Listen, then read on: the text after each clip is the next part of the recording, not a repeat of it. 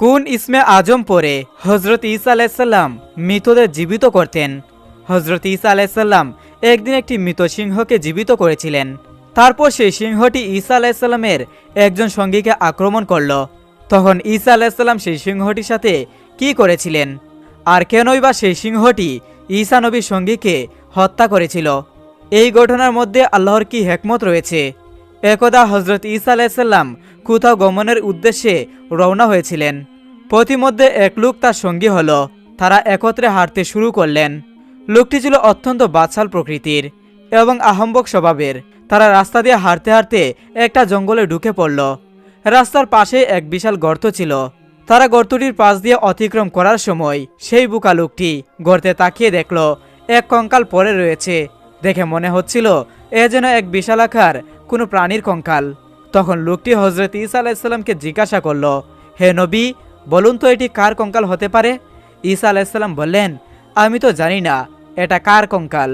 আমি তো কেবল সেটাই করি যা মহান আল্লাহ রব্বুল আলামিন আমাকে করার আদেশ দেন এবং ততটুকু জানতে পারি যা সম্পর্কে তিনি আমাকে জানান।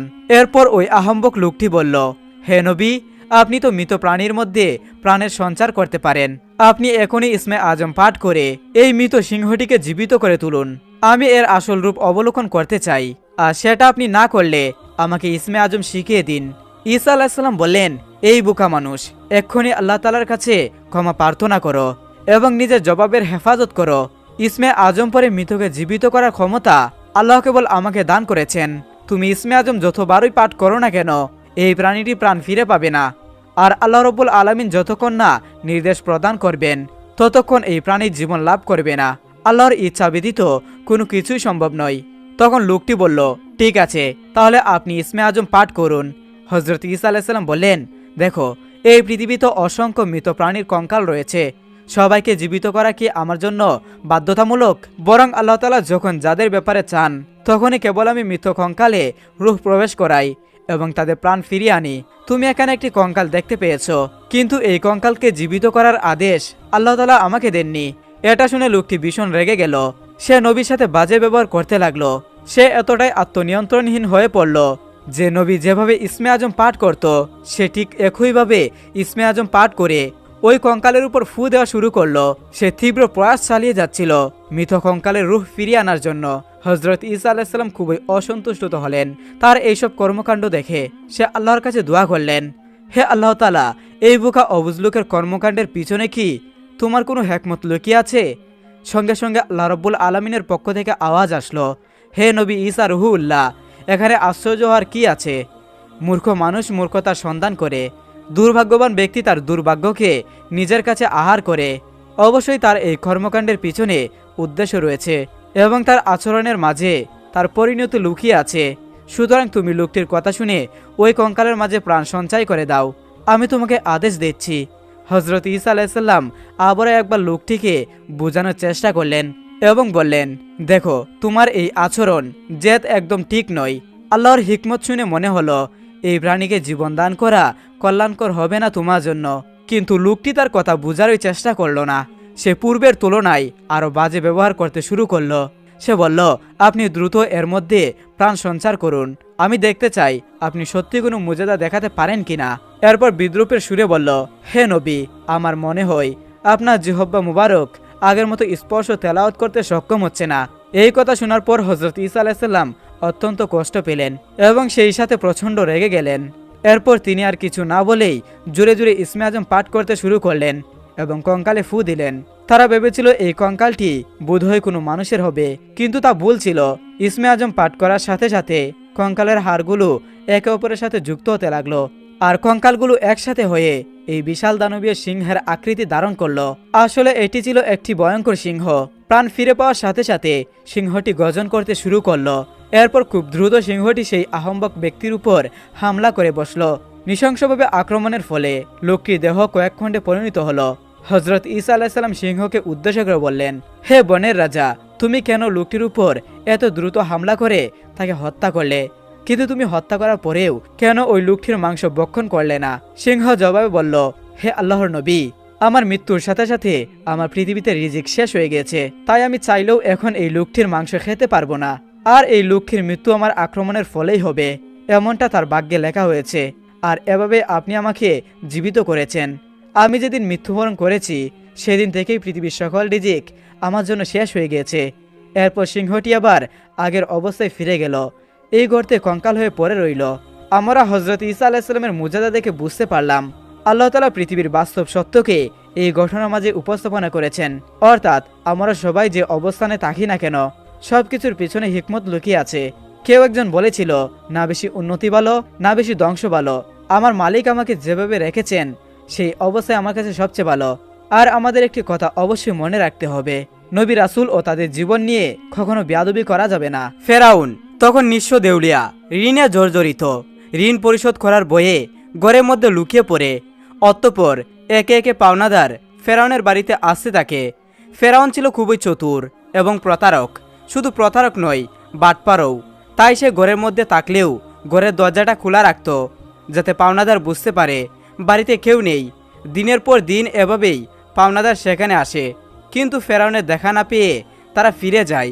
ফেরাউন একা একা ভাবতে থাকে, এভাবে আর কতদিন নিজেকে লুকিয়ে রাখবে, নিজেকে প্রতিষ্ঠিত করতেই হবে। সে সময় মিশর ছিল অর্থনৈতিক দিক থেকে বিশ্বের সেরা। অতঃপর ফেরাউন পাওনাদারের বয়ে রাতের গভীর আধারে বলক থেকে মিশরের উদ্দেশ্যে লুকিয়ে রওনা হলেন। সারা রাত অনেক পথ অতিক্রম করার পর শেষ পর্যন্ত মিশরও পৌঁছালো। কিছু দূর যাওয়ার পর তার বন্ধু হামানের সাথে সাক্ষাৎ হলো। তাকে দেখা মাত্রই হামান জিজ্ঞাসা করল, প্রিয় বন্ধু, তুমি এখানে কেন? তোমার কি অবস্থা? তখন ফেরাউন বলল, বন্ধু হামান, আমি খুবই মুসিবতের মধ্যে আছি। পাওনাদারের বয়ে লুকিয়ে পালিয়ে এসেছি। আমি একেবারে নিঃস্ব, চারিদিকে ঋণে জর্জরিত। এখন আমার কোনো একটা কাজের প্রয়োজন। তখন হামান বলল, ফেরাউন, আমারও একই অবস্থা, আমার একটা কাজের প্রয়োজন। অতঃপর ফেরাউন ও হামান কাজের সন্ধানে বেরিয়ে পড়ল। কিছু দূর অতিক্রম করার পর তারা ক্ষুধায় এবং তৃষ্ণায় কাতর হয়ে পড়েছিল। দূরে লক্ষ্য করে দেখল একটি লোক তরমুজ খেতে তরমুজ কাজ করছে। তখন ফেরাউন ও হামান ধীরে ধীরে সেই তরমুজ ক্ষেতের সামনে গিয়ে বলল, চাচা যান, আমরা খুবই ক্ষুধার্ত, আমাদের কিছু তরমুজ খেতে দিবেন? এই কথা শোনা মাত্রই লোকটি তাদের তরমুজ খেতে দিল। তারা পেট ভরে তরমুজ খেয়ে তৃপ্তি পেল। তারপর ওই তরমুজ ক্রেতা মালিক তাদেরকে জিজ্ঞাসা করল, তোমাদের তো আগে কখনো দেখিনি, তোমরা কে আর কোথা থেকে এসেছো? তখন ফেরাউন বলল, আমরা বিনদেশী, বলক থেকে এসেছি কাজের জন্য। তরমুজ ক্ষেতের মালিক ভাবল তার কাজের লোক দরকার, তাই সে তাদেরকে বলল, তোমরা কি আমার কাছে কাজ করবে? হামান বলল, অবশ্যই কাজ করব। তখন তরমুজ ক্ষেতের মালিক বলল, আমার কাছে কাজ করতে হলে সৎভাবে কাজ করতে হবে, চুরি করা যাবে না। ফেরাউন ছিল প্রতারক, তাই সে চালাকি করে বলল, আমি জীবনে কখনো মিথ্যা কথা বলিনি, আর চুরি তো দূরের কথা। এইভাবে বিভিন্ন চালাকির পন্থায় অবলম্বন করে ফেরাউন ও তার বন্ধু হামান তরমুজ ক্ষেতের মালিকের মন জয় করে কাজে নিযুক্ত হলো। পরের দিন থেকে ফেরাউন ও হামান তরমুজ নিয়ে বাজারে যায়। বাজার থেকে তরমুজগুলো বেশি দামে বিক্রি করে মালিকের কাছে বেশি লাভ দেখায়। এভাবে আরও বেশি মালিকের মন জয় করে নেয়। বেশ কিছুদিন অতিবাহিত হয়ে গেলে একদিন ফেরাউন ওই ক্ষেতের মালিককে বলে, চাচা যান, আপনি তরমুজগুলো পিস হিসাবে আমাকে বিক্রি করুন, তাহলে আপনার আরও বেশি লাভ হবে। ক্ষেতের মালিক তার কথা রাজি হয়ে গেল।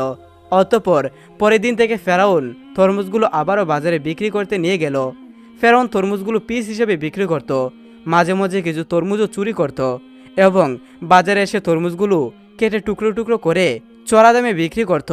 এভাবে চালাকি করে ফেরাউন অনেক টাকা উপার্জন করল। একদিন রাতে ফেরাউন তার বন্ধুকে বলল, হামান, এভাবে যদি আমরা শুধু তরমুজ বিক্রি করি তাহলে জীবনে কিছুই করতে পারবো না, আমাদের অন্য কিছু করতে হবে। সেই সময় ঘটে যায় এক চমৎকার ঘটনা। মিশরের বাদশাহ তার সেনাবাহিনীর দ্বারা দেশের মধ্যে একটি বিজ্ঞপ্তি জারি করে।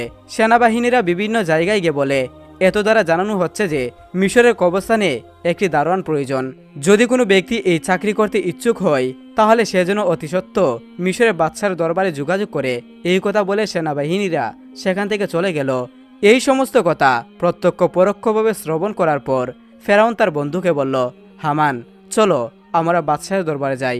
হামান বলল, আমার মনে হয় এটা সম্ভব হবে না। তখন ফেরাউন বলল, এই কাজ হাতছাড়া করা যাবে না, চলো আমরা একবার চেষ্টা করি।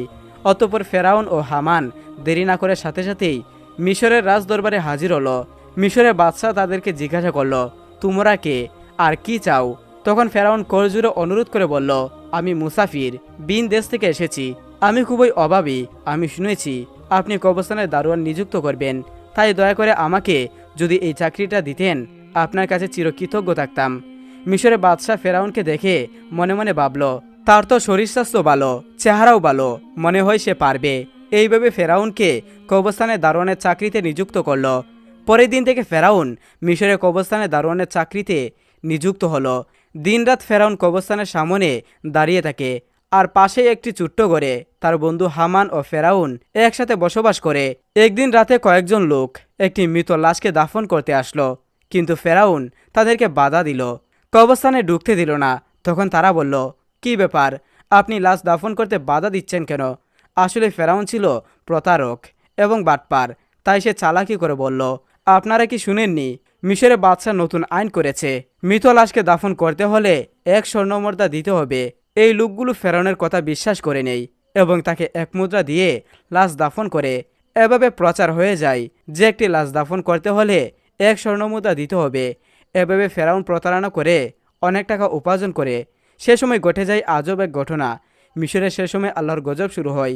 চারিদিকে কলেরা বসন্ত রোগে প্রচুর মানুষ মারা যেতে থাকে। অতঃপর কিছু লোক মৃত লাশকে দাফন করার জন্য কবরস্থানে আসলো। তখন ফেরাউন আরও চালাকি করে বলল, মিশরের বাদশাহ নতুন আইন করেছে, যদি কোনো ব্যক্তি কলেরা বসন্ত থেকে মারা যায় তাহলে 2 স্বর্ণমুদ্রা দিয়ে তবেই তাকে এই কবরস্থানে দাফন করতে পারবে। ফেরাউন প্রতারণা করে সবার কাছ থেকে স্বর্ণমুদ্রা নিয়ে অনেক টাকা উপার্জন করলো। এভাবে সেই বছর অতিবাহিত হয়ে গেল।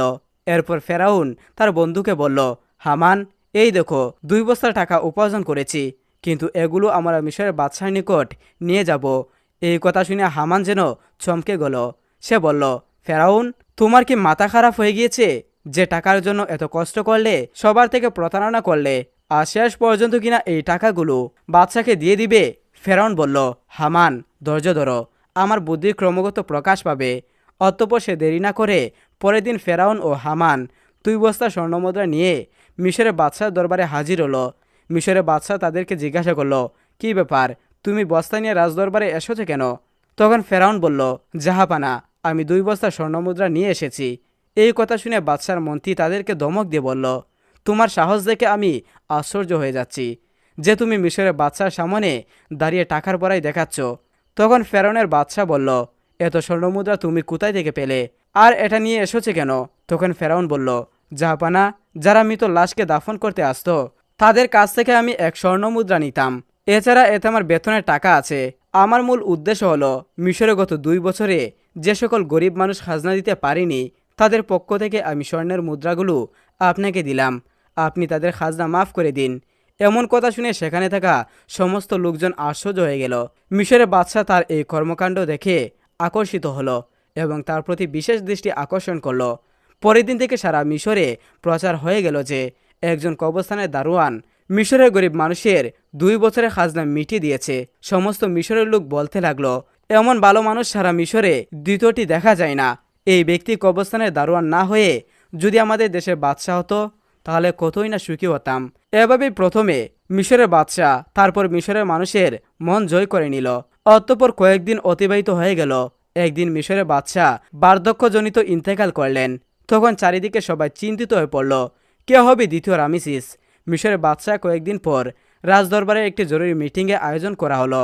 সেখানে থাকা বিশিষ্ট জ্ঞানী ব্যক্তিদের মধ্য থেকে একজন বলল, এইভাবে তো আর মিশরের বাদশার আসন খালি রাখা যাবে না, কে হবে মিশরের বাদশাহ, আপনারা সবাই আলোচনা করে বলুন। তখন সেখানে থাকা একজন বলল, হুজুর, আমাদের মনে হয় যে ছেলেটি কবরস্থানের দারোয়ান অর্থাৎ ফেরাউন, তার যেমন স্বাস্থ্য তেমন প্রকার, তাছাড়া সে তো খুবই ভালো, জনগণের কথাও ভাবে, আমাদের মনে হয় তাকে বাদশা করা উচিত। তখন সেই বিশিষ্ট জ্ঞানী ব্যক্তিটি বলল, ঠিক আছে, তবে তাই হোক। সবার অনুমতিতে ফেরাউন হলো মিশরের বাদশা। যে লোকটি এতদিন তরমুজ বিক্রি করত কবরস্থানের দারোয়ান ছিল, ভাগ্যের পরিবর্তনে আজ সে সমগ্র মিশরের বাদশা। আসলে ফেরাউন যে কত নিকৃষ্ট মানুষ ছিল তা কারো জানা ছিল না। এদিকে ফেরাউন মিশরের বাদশা হবার পরে আবার বিভিন্ন চালাকি ও প্রতারণা করে তার বন্ধু হামানকে মন্ত্রী বানিয়ে দেয়। একদিন ফেরাউন রাজদরবারে বসেছিল। তিনি হঠাৎ করে ঘোষণা করলেন, সমগ্র মিশরে গত 1 বছরের কোনো মানুষের খাজনা দিতে হবে না। এই সমস্ত খাজনা ফেরাউনের তরফ থেকে মাফ করা হবে। এই খবর পেয়ে সমগ্র বিশ্বের সাধারণ গরিব মানুষ ভীষণ খুশি হলো। অতঃপর ফেরাউন ও হামান ছাড়া যখন কেউ ছিল না, তখন হামান বলল, বন্ধু ফেরাউন, এভাবে যদি সমস্ত খাজনা মাফ করে দাও তাহলে বাদশাহী চলবে কিভাবে? ফেরাউন বলল, হামান, ধৈর্য ধরো।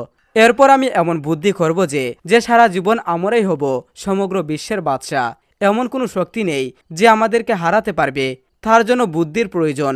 এই কথা বলে তারা দুজন একে একে চলে গেল। পরের দিন থেকে সারা মিশরে ফেরাউনের নাম আলোচিত হতে লাগলো। এই সময় হামান ফেরাউনকে ডেকে বলল,